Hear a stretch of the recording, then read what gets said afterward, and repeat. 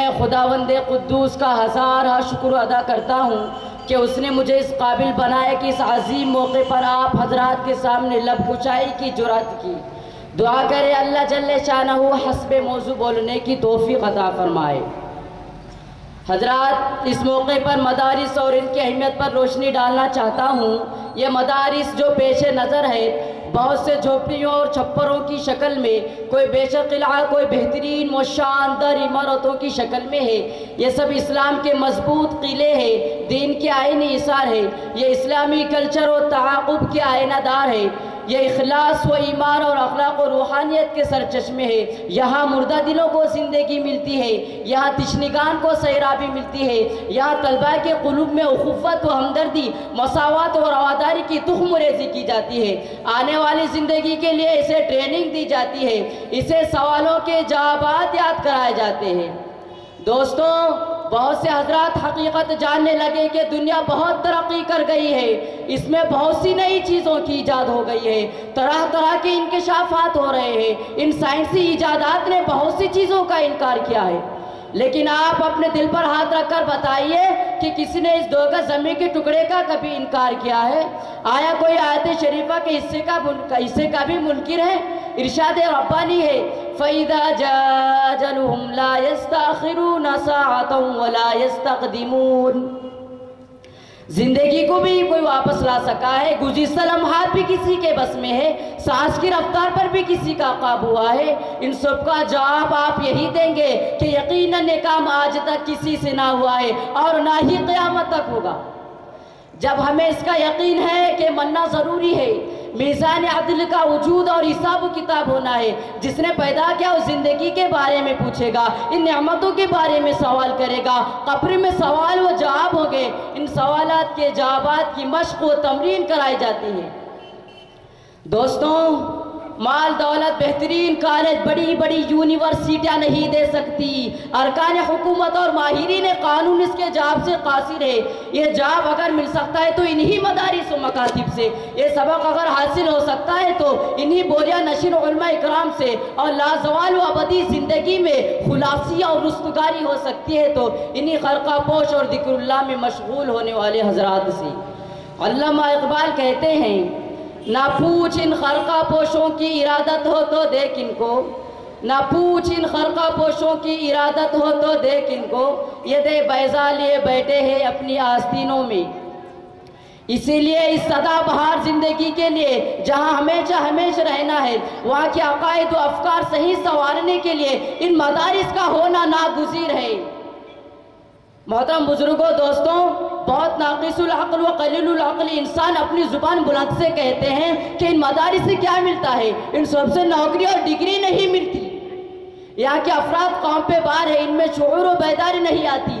ان کج فہموں سے میں صرف اتنا عرض کرنا چاہتا ہوں کہ روزی اور روٹی کا مسئلہ کوئی اہم مسئلہ نہیں ہے، اس کا وعدہ خداوند قدوس نے ہم سے کیا ہے۔ ارشاد ربانی ہے وَمَا مِن دَابَّةٍ فِي الْأَرْضِ إِلَّا عَلَى اللَّهِ رِزْقُهَا۔ اور یہ بھی طے شدہ بات ہے کہ روزی کا تعلق قسمت سے، عقل سے نہیں، اگر عقل سے تعلق ہوتا تو بیوقوف بھوکے مرتے، لیکن نظام قدرت سے خوش ہے، اس لیے مسلمانوں کا اصل مقصد اور مقصد زندگی پیغام خداوندی ہے۔ میرے محترم بزرگوں، دوستوں، میں ان اعتراض کرنے والوں کے بتانا چاہتا ہوں جو کہتے ہیں کہ ان مدارس اسلامیہ سے کچھ حاصل نہیں ہوتا، یہاں کے لوگ قوم پہ باہر ہوتے ہیں، ان کے پاس کوئی ڈگری اور نوکری نہیں ہوتی۔ یہاں کے لوگ قوم پہ باہر ہوتے ہیں، ان کے پاس کوئی ڈگری اور نوکری نہیں ہوتی، ان میں شعور و بیداری پیدا نہیں ہوتی۔ وہ کان کھول کر سن لیں کہ مدرسہ کس چیز کا نام ہے۔ مدرسہ تو کارخانہ ہے جہاں دین کے داعی اور اسلام کے سپاہی تیار ہوتے ہیں۔ مدرسہ تو کارخانہ ہے جہاں آدم گیری اور مردم سازی کا کام سکھایا جاتا ہے۔ مدرسہ تو کارخانہ ہے جہاں عالم انسانی کا بجلی گھر ہے، یہاں سے انسانی آبادی میں بجلی تقسیم ہوتی ہے۔ مدرسہ تو کارخانہ اور فیکٹری ہے جہاں قلب و نگاہ، ذہن و دماغ ڈھلتے ہیں۔ مدرسہ تو کارخانہ ہے جہاں سے پوری کائنات کا احتساب ہوتا ہے۔ مدرسہ تو کارخانہ ہے جس کا تعلق براہ راست نبوت محمدی صلی اللہ علیہ وسلم سے ہے، جو عالمگیر بھی اور زندہ جاوید بھی۔ مدرسے کا تعلق انسان سے ہے جو ہر دم جوان ہے۔ مدرسے کا تعلق زندگی سے ہے جو ہمہ وقت رواں دواں ہے۔ مدرسہ در حقیقت ملت قدیم و جدید کی بہبود بالا تر ہے، مدرسہ تو کارخانہ ہے جہاں نبوت محمدی کی ابدیت اور زندگی کا نمونہ اور حرکات دونوں پائے جاتے ہیں۔ اسلامیہ کے غیور نوجوانوں اور مدارس اسلامیہ کے طالب علموں، آج ہم جس نازک دور سے گزر رہے ہیں، میں سمجھتا ہوں کہ فرزندان اسلام پر ایسا دور نہیں آیا، مگر میں آپ سے پوچھتا ہوں، اگر کوئی مذہبی اور قوم پرست لیڈر کچھ کرنا بھی چاہتا ہے تو اس کے خلاف قوم میں نفرت اور دشمنی بھر دی جاتی ہے۔ بہرحال اب تو ہمیں اپنے طور سے سوچنا ہے اور دیکھنا ہے کہ ہم قوم کے لیے کیا کر سکتے ہیں۔ ہمارے پاس وہ کون سا آب حیات ہے جو قوم کی مردہ رگوں میں روح ڈال سکتا ہے؟ ہمارے پاس وہ کون سا آلہ ہے جس کے ذریعے ہم قوم کی ڈوبتی ہوئی کشتی کو منجدھار سے نکال کر ساحل پر لا سکتے ہیں؟ دوستوں، آپ کے پاس وہ قوت ہے کہ دیکھتے ہی دیکھتے ساری دنیا کو زیر کر کے گھٹنوں بٹھا دے گی۔ آپ کے پاس وہ جوہر ہے جو زمانے کے پاس نہیں۔ ارے آپ کے پاس کیا نہیں ہے؟ آپ چاہے تو جنگل کے بے زبان جانور آپ کے تابع و مطیع بن جائے، آپ چاہے تو ٹھاٹے مارتا سمندر راستہ دینے کے لیے بے قرار ہو جائے، آپ چاہے تو خشک دریا میں روانی آ جائے، آپ چاہے تو قوم کی پسموردہ یک بستہ رگوں میں زندگی کی آتی سے سیال بھر دے۔ آپ دولت مند نہیں نہ صحیح، آپ صاحب اقتدار نہیں نہ صحیح، مگر آپ علم و اخلاق، ایمان و یقین، عزم و عمل، زبان و قلم کی دولت سے مالا مال ہے۔